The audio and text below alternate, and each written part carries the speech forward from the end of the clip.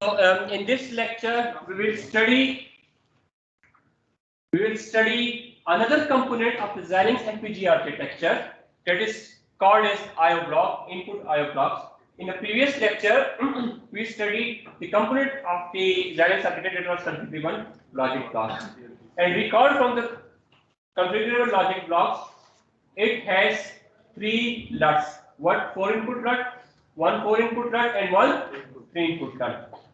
One LUT is called as G function generator, another X function, F function generator, another X function generator. And the LUT can be used to implement a combination function of 4 inputs. G and F are implementing a combination function of 4 input. And there was it can be, and this CLB can be used to implement a 2-bit adder, and it can either implement a combination function or a sequential function. And we studied two different examples: how we can implement a combination function and how we can implement a sequential function. Now we will study an I/O block. What is an I/O block? So this is the diagram of the I/O block, Xilinx XC4000E I/O block. This I/O block is connected with the pin, with the chip pin. Can you see on the left and the right hand side? So this is your chip pin.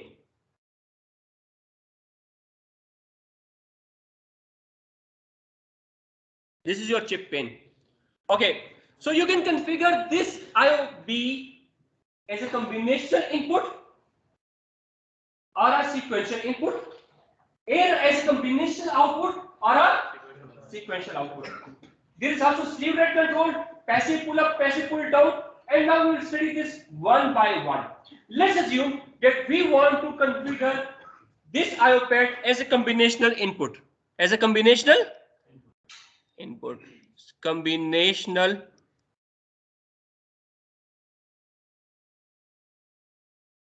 input. When we want to configure this as a combinational input, so what we can do, we can route the signal from here. From here to one I1 or I2. So this way we can implement. Okay, what is this input buffer? What is this input buffer? What is this input buffer?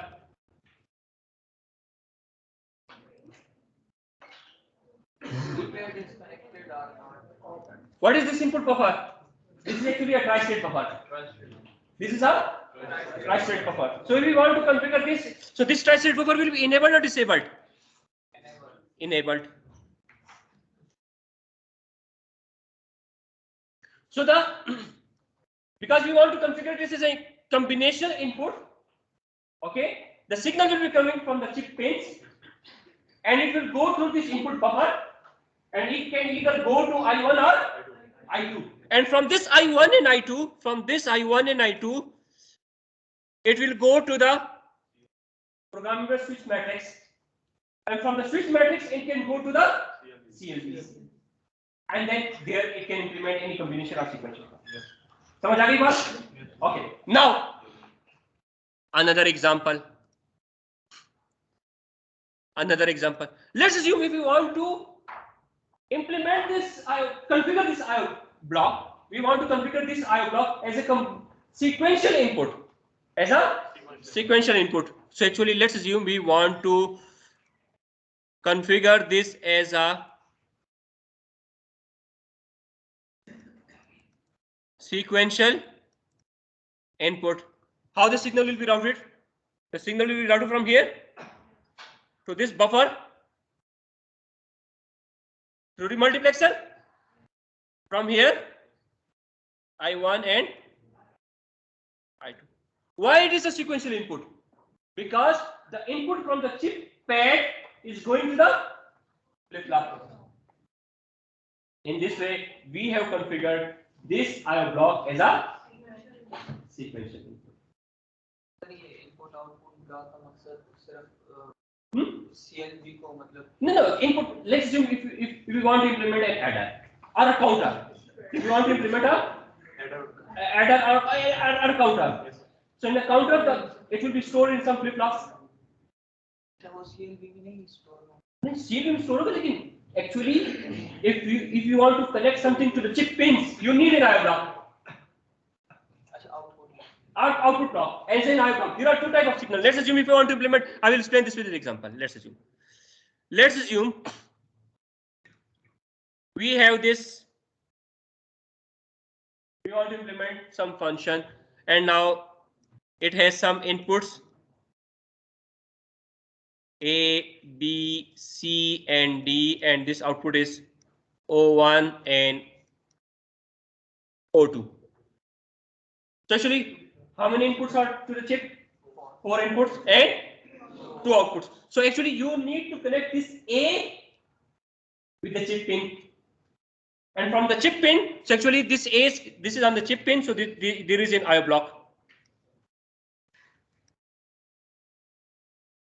From this IO block, and similarly, it will also go through the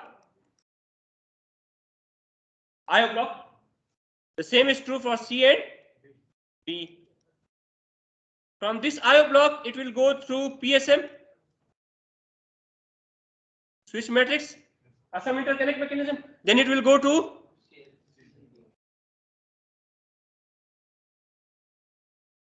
CLB, and in that CLB that will be connected, and then from switch matrix there will be go to the IO block, and then output.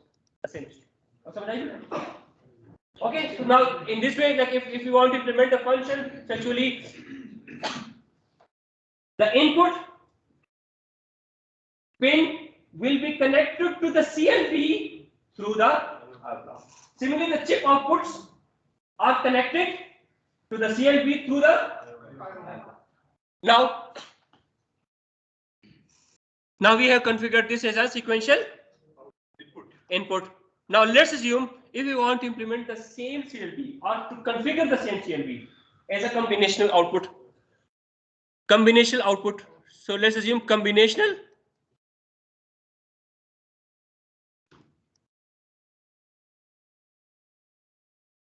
Output. Okay, now if you want to configure this as an input, so this output buffer will be disabled. Am I right or not? Yes. This will be disabled because it is a sequential input. Now, if we want to configure this as a combinational output, so this input buffer will be enabled or disabled? Disabled. And which will be enabled? It's a combinational output or sequential output? Combinational output. So here, from here, it will go from here. It will go here, and flip-flop will be used or bypass? Bypass. Okay. Now if you look at this, O is coming actually from some CLB. CLB will be implementing the function. So this O may be coming from some CLB, and this is connected to the O block. And now you have two possibilities. You can even implement as a non-inverted output or inverted output. So which multiplexer will decide? This multiplexer will decide. The multiplexer that is highlighted in this blue will decide that whether the output of this CLB will be a non-inverted output or inverted output. Okay. Now,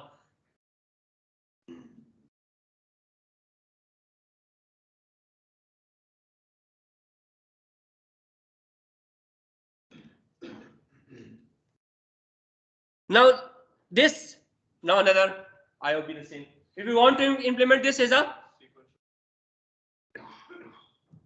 sequential output, then the output will from here D, E, and this output will be enabled or disabled? This one enabled, and the input buffer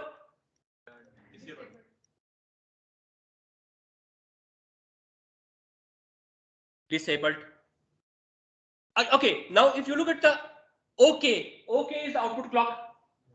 OK can be a rising edge of a clock or a falling edge of a clock. If we see the blue, this one blue, so this multiplexer can be used to implement either a rising edge flip-flop or a falling edge flip-flop. The same is true for the input.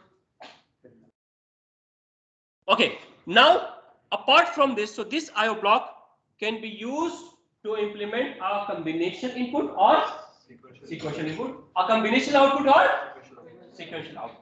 And based on the requirement, either the output buffer will be enabled or the input buffer is enabled. Now, we also have some slew rate control. What is the slew rate control? Slew rate control. Output delay. Yes, for the output, there is a slew rate control. What is a slew rate? Some sort of delay. No, what is a slew rate? Slew rate. What is the definition of slew rate? Slew rate, G. Very good. The slope. So actually, now what is a slew rate? So we can also have implement as programmable slew rate control. What is a programmable slew rate control? I will now explain this. Okay. So what is the slew rate? Slew rate, SR. SR is defined as the rate of change of output with respect to time. Rate of change of output, the change in the voltage with respect to time. So actually, if we have a signal like this, like if there is a slope of like this and the signal is changing like this, and if the signal is like this, which one is a fast slew rate? Okay, so this one has a slow slew rate and this one is a fast slew rate. Okay, now can we have an infinite like this? Because the output is changing. So let's assume the voltage is here 0. Let's assume this is that the voltage is here is 3. So what is the rate of change of voltage? 3 volt. What is time? 0. And the slew rate is now infinite. There is no infinite slew rate. Actually, there is actually some slope. Actually, if you have a clock, so the clock is not changing like its value instantly. It has some slew. Okay, now if the slew rate is fast, so the signal is changing fast, so there will be more power consumption or less power consumption? More power consumption. And if the slew rate is slow, less power. But if the slew rate is fast, actually the circuit will be fast. The circuit will be, so there is a trade-off, power consumption and the speed. And if you remember in the FSM examples, we said that there will be some state memory logic, clock to output delay, then the combination logic delay. The combination logic delay will be feedback. Then there is an NSL, next state logic. So there is some, and we determined how we can determine the clock frequency. So the clock frequency depending upon the clock to output delay plus the combination logic delay and its feedback, and then there is some setup and hold time. The signal must be stable before the clock edge. You remember that? Yes, sir. Okay. So if the slew rate is slow, so the circuit will be operated at a fast clock or slow clock. So there is a trade-off between speed and power consumption. And Xilinx FPGA provide you the capability to control the slew rate. So you can give the hints to the synthesizer. Okay, I want a fast design. So in that design, the slew rate will be set as fast. And if you want a slow design, slow speed. So you can give this input that whether you want to optimize for power or you want to optimize for speed. If you want to optimize for power, the slew rate will be set as slow. If you want to optimize for speed, slew rate will be set as high. So these are the hints to the synthesizer, and the synthesizer will do. So there is also, if you look at here, the slide 4. So we have a slew rate control, and in this slew rate control, you can give this. And actually there is also a simultaneously switching noise. What is simultaneously switching noise? तो उसके बाद भी वो होता रहता है. Simultaneously switching noise. I will explain this with an example. So now let's assume this is a SSN. Now you have some gates. You have some gates, and there are multiple signals. There are multiple signals. Okay, what should be the ideal value of a ground? What should be the ideal value of a ground? 0. Actually, and the problem is that if you are using, we are using CMOS logic, some gates will be used, and in that case, there will be some capacitors, and some capacitor will be charged, and some capacitor will be discharged. And during that charging and discharge time, if multiple signals are changing, so let's assume this is your output F. Let's assume there is an output F, and it depends on the signal A, B, and C. This F is depending upon the signal A, B, and C. And if A is also changing from 0 to 1, B is also changing from 0 to 1. So A is changing from 0 to 1, B is changing from 0 to 1, and C is changing from 0 to 1. A, B, and C. So all of these signals are changing simultaneously. When all of these signals are changing simultaneously, so actually now your ground level, maybe your ground level is here, and during this switching time, there will be a spike. And then again there will be a spike. Okay, when two signals are changing, the spike will be higher. No. When two signals are changing. When three signals are changing, it means that A is also changing from logical 0 to logical 1, B is changing or 3. So three signals are changing. So in this case, SSN will be high or low? High. Because three signals are changing at the same time. Now let's assume another scenario. Let's SSN. I will explain this. A, B, and C. A is changing, B is changing, and C is not changing. SSN will be high or low? In this case, SSN will be low. SSN means simultaneously switching noise. Simultaneously switching noise. Okay, let's assume if somebody is talking to me, one student is talking to me, and 5 students are talking to me at the same time. More noise, sir. So in which scenario there will be more noise? With 5 students. So it means if multiple signals are changing its value at the same time, in that particular scenario, the SSN will be high. So now this is your ground. Sir, ये high or low, 0 or 1 है या उसकी level? It's the level. It's the level of SSN. So maybe in this case, the level of SSN will be high. And now for this case, maybe this SSN is a little bit low. So actually, now this SSN also depends on the slew rate. This SSN also depends on the slew rate. If slew rate is fast, SSN will be high. If slew rate is low, SSN will be low. Ji. Low. जी आप कुछ पूछना चाह रहे थे? जी. Sir वो नहीं हो गया आप फिर कर. Okay. जी. सर दो सिग्नल्स भी simultaneously on off हो रहे हैं तो उसकी वजह से SSN No, when two signals are changing. So the probability, if we are having a relative comparison. We are comparing the first scenario with the second scenario. So if we are comparing, let's say none of them are changing, so SSN will be actually 0. Sir अगर 1 एक ही change होगा फिर भी होगी. Yes, SSN will be there, but not as it will be relatively low. The spike will be low. Simultaneously at the same time. At the same time. So it means if they are changing at the same time, simultaneously switching noise. So multiple, if the number of signals that are changing at the same time are more, SSN will be high. And it is also a function of the slew rate. If slew rate is fast, SSN will be high.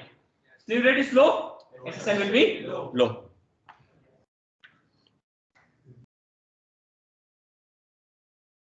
Okay, so now we have a programmable slew rate.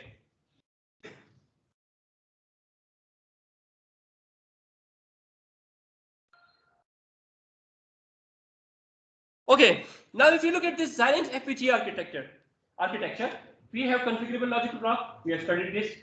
We have an IO block. Now we have another component that is called as programmable interconnect.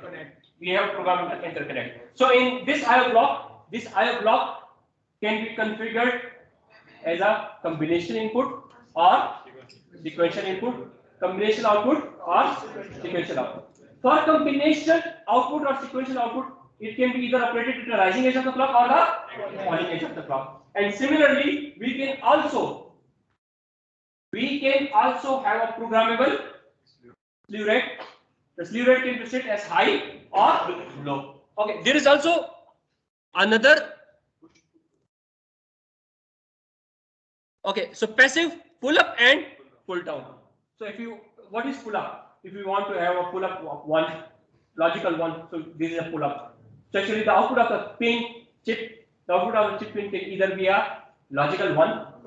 So pull up 1, pull down 0.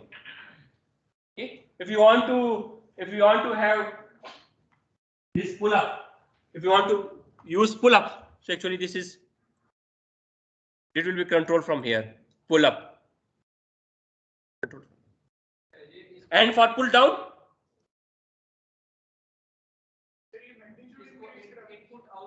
no, pull up means that the chip output will always be 1. Pull up. Now it's not implementing. This is just output is 1, and that is fixed. And pull down, always be 0. Whatever. So now we have a pull up and pull down. So you can also implement the output. It can be combination input, sequential input, combination output, sequential output, pull up or pull down.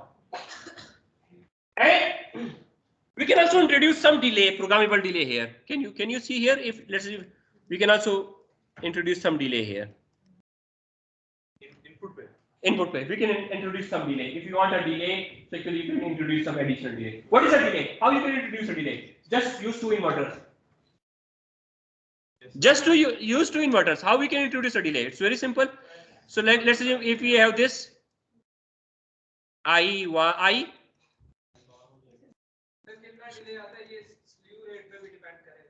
No, because if you are using 2 inverters, the delay of that inverter is fixed. So how we can introduce delay? If we want to have a delay of 2 inverters, so you can introduce anything. And also depends upon the functionality that why you introduce the delay. Okay, now having said that, now we have studied completely the output block. Now we will switch to the another component of the Xilinx FPGA architecture, that is a programmable interconnect. If we look at this Xilinx FPGA architecture, there are a lot of CLBs. So now we refer to the slide 5 number 1. So now this CLB and CLB. Okay, so we have a lot of CLBs, and now these CLBs are surrounded by switch matrix. So if you look at 4 CLBs, so it means that each CLB, now we also have another CLBs here. Each group of 4 CLB, or these group of 4 CLBs, can you see this? 4 CLBs. Similarly, there is a group of 4 CLBs and there is a switch matrix here. And before the switch matrix, we have studied the switch matrix in much detail before. Our switch matrix will look like. So let's assume that if we want to connect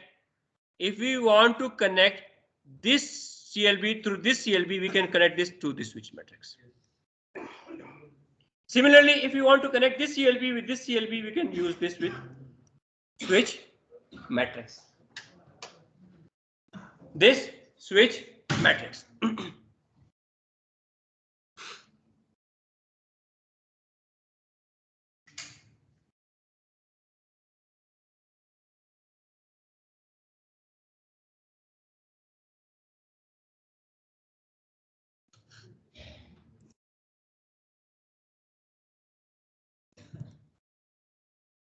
And these are the switch matrices. Can you see the CLB? So actually now there is a CLB and it is surrounded by switch matrix, and these are switches. And through this switch matrix, you can connect one CLB to the another CLB. Okay, apart from the switch matrix, so this switch matrix can be used to connect the adjacent CLBs.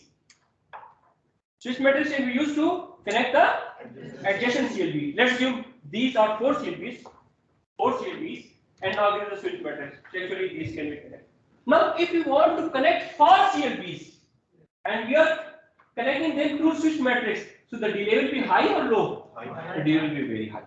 So to avoid this kind of delay, in addition to these switch matrices, there are some other lines which are called as double length lines or long lines. So long lines are used to connect 4 CLBs, and they will bypass the switch matrix.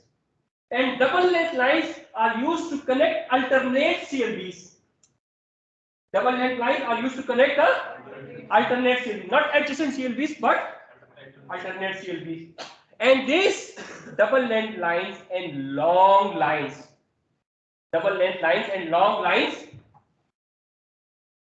will bypass the switch matrix.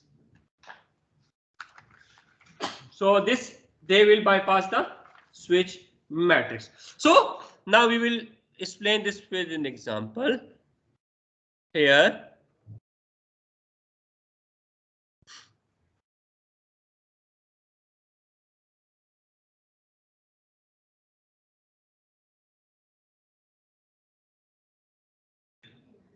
So can you see these are the switch matrices?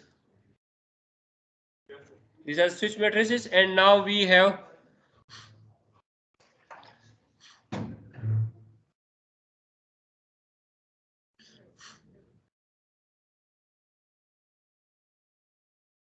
so now let's assume we have this CLB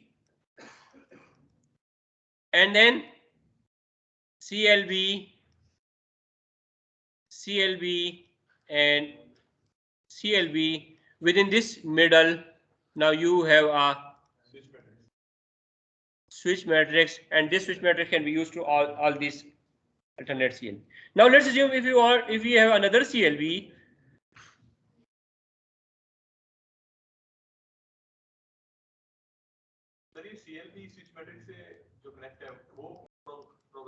CLB, and if you want to connect this CLB with this CLB, and we want to bypass this switch matrix. Let's assume if you have this switch matrix here. If you want to connect this CLB with this CLB, how we can connect it? Bypass. So we can. One option is to connect it from here. Connect from here, switch matrix, and then we can connect it. Okay, but if you want to bypass the switch matrix, so we can connect this through double length lines. So double length lines is, now there is a double length line between this CLB and this CLB. Similarly, if we have a CLB here, so there will be a double length line between this CLB and this CLB. So these are CLBs are distributed in a horizontal fashion or a vertical fashion. So now, the double length line will be used to connect this CLB with this CLB. And now let's assume we have a CLB here.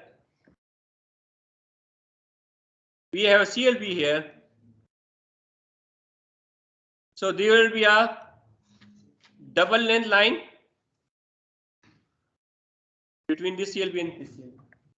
So double length line are used to connect the alternate, not adjacent, alternate CLB. The switch matrix is used to connect adjacent CLB. The double length line are used to connect alternate CLB. And long lines are used, and they are shared. They can be shared across all lines. And long lines are typically used for the global signals. And what are the global signals? What are examples of global signals? Clock. Yes, sir. Clock and reset and preset. These are some kind of a global signal. So if you want to connect some global signals, so long line will be used. Long line will be used.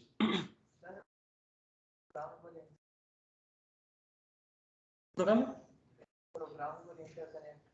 PSM programmable switch matrix. I have already taught this programmable switch matrix in my earlier lectures. That how you can connect it. So these are some switches, some boxes, and these are some pins, and you can connect the different pins. अगर आपको याद आ रहा हो, ठीक है?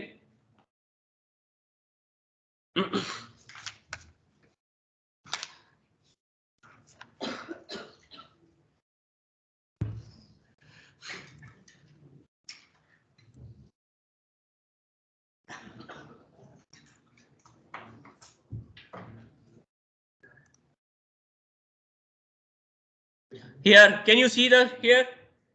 So now these are the double length lines to connect alternate CLB. One and another is here. This is going on here, and then this is going on here.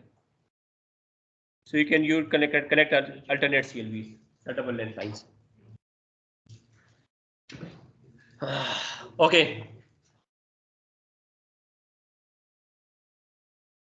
Now we will study another architecture from Xilinx.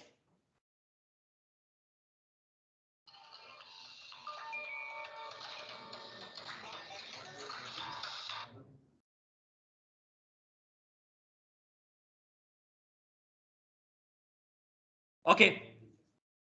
In the previous slides, we studied Xilinx CLB architecture.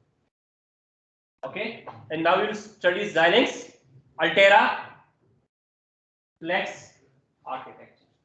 So these are two different vendors. One is the Xilinx architecture and another is Altera. These are two different companies. So if you look at this Flex architecture, so what does IOE stand for? Input Output Element. And in the Xilinx architecture it was called as IO block. Here it's called as IOE. IOE stands for Input Output Element. If you look at this Xilinx architecture, so these are the chip pins. These are the chip pins. So actually, if you look at here, how many pins are here? 8 pins. 8 pins. Similarly, these are how many pins?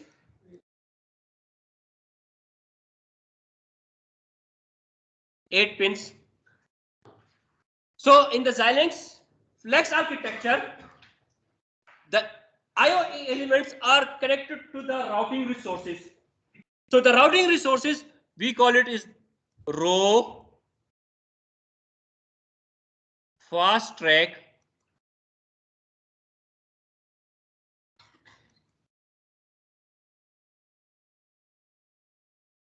interconnect, and this one is called as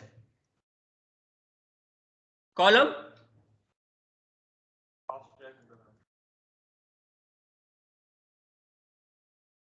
fast track interconnect. So we have IOE elements. Now we have row fast track interconnect and column fast track interconnect.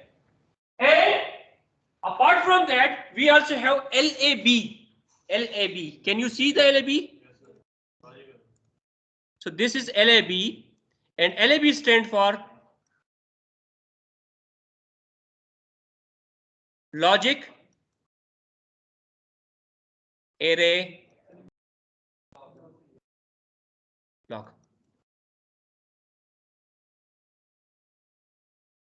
Logic Array Block. And we will study each of these elements in detail one by one. Okay.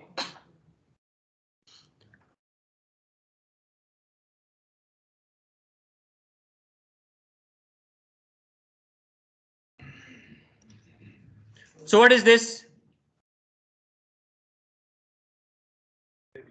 So this is the logic array block, LAB. This is LAB. So actually, if you look at here, so this is an LAB. Okay. So this LAB, how many logic elements are there? Within each LAB, there are 8 logic elements.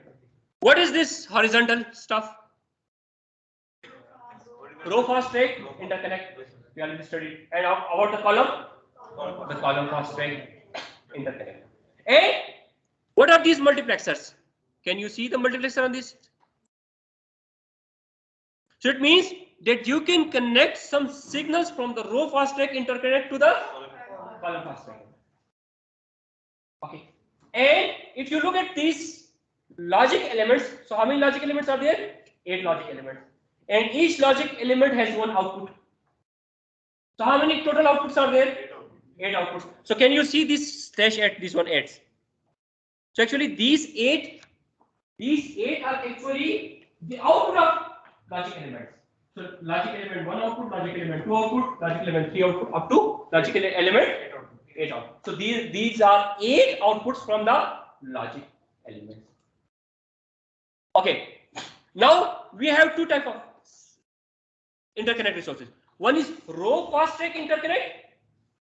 One is column fast track interconnect. And apart from this, we have LAB local interconnect. LAB local interconnect.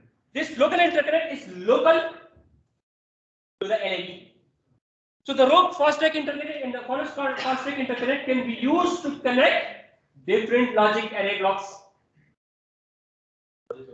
So this row fast track interconnect and the column fast track interconnect can be used to connect different LABs and to connect the signals from different LABs.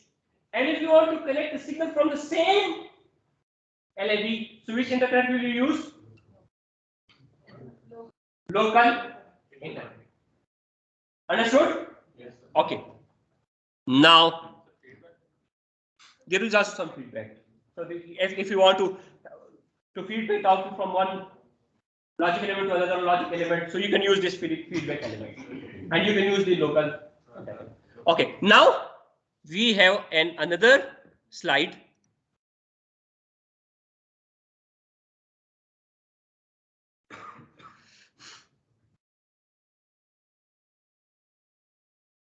So what is this? It's a logic element. We have an LAB. What does LAB stand for? Logic array block. This logic array blocks consists of 8 logic elements, and this is the structure of signal logic element. Actually, if you look at this LAB, so it has 8 inputs like data 1, data 2, data 3, data 4, LAB control 1, LAB control 2, LAB control 3, and LAB control. This carry in and cascade in is coming from the previous logic element, and this output is going to the next logic element. So actually, if we have this one,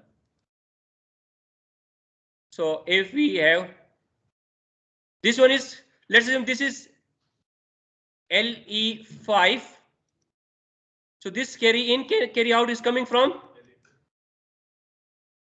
LE4, and this will go to LE6. So this can be used to, now we'll study the function of this carry in and cascade in and carry out and cascade out later on. And if you look at this logic element, so now we have a lookup table. We have a lookup table, and this lookup table has how many inputs? 4 inputs. So how many storage locations will be there? 16 storage locations. So can we say like this, that this logic element can be used to implement any combination or sequential function, because the flip-flop is also there. Can be used to implement any combination or sequential function of maximum 4. So it can be used to implement a combination or a sequential function of maximum 4 inputs. And if you look at here, so this LAB control 3 and LAB control 4 can be used to control the clock. So we can have a positive edge of a clock or a negative edge of a clock. And then we have a preset and clear logic. So we can preset the flip flop, we can set the flip flop. So there will be some logic here and now there is a flip flop there There is a flip-flop there. Okay, so this multiplexer, can you see this multiplexer? So this multiplexer will decide that whether the function will be combination or agreed?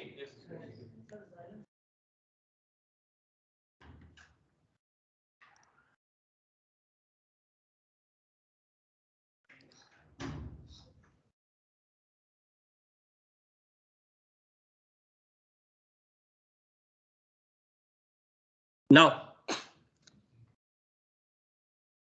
if you want to implement any adder, so we can implement an adder, 1-bit adder. We can implement a 1-bit adder with one logic element. We can implement a 1-bit adder with one logic element. I will explain this how we can implement. I will explain this now with an example. So if you look at here,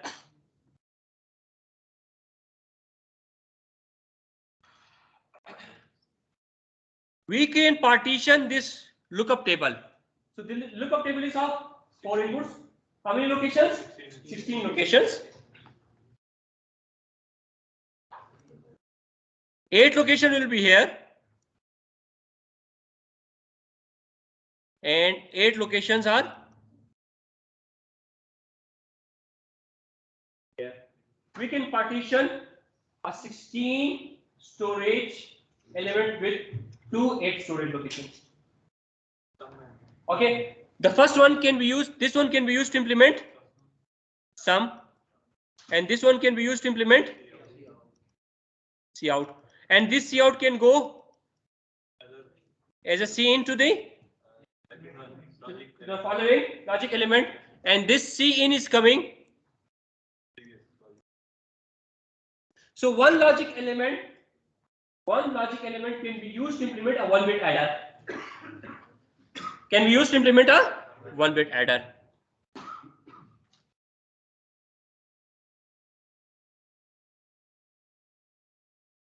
Can be used to implement a 1-bit adder. Okay, now how we can do this? I will explain this with an example.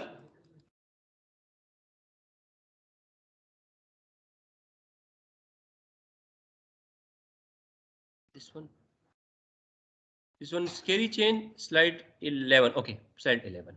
So I need to open slide 11.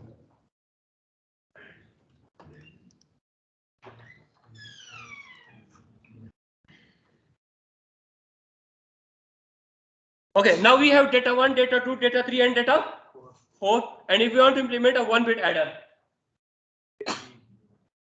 what will be the input? A, B, and cin is coming from the previous logic element. Cin will be coming from here. Okay, so this will, now there will be 2 outputs. The one first sum will go on here, and cout will go, and it will be input to the carry in for the next element. Okay, so now there is and all of these things are implemented. Can you see here? So this is carry in.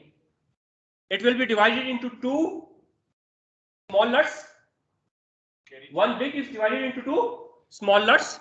So actually, if you look at here, so now AB in, this will be S1, this will be S2, and this will be Sn, and then the final out you have C out. So if you want to implement an 8-bit adder, how many nuts do we need? 9 logic elements. 8 for and 1 for the cout, 1 for the cout. So we need 9 logical elements to implement an 8-bit order. Okay.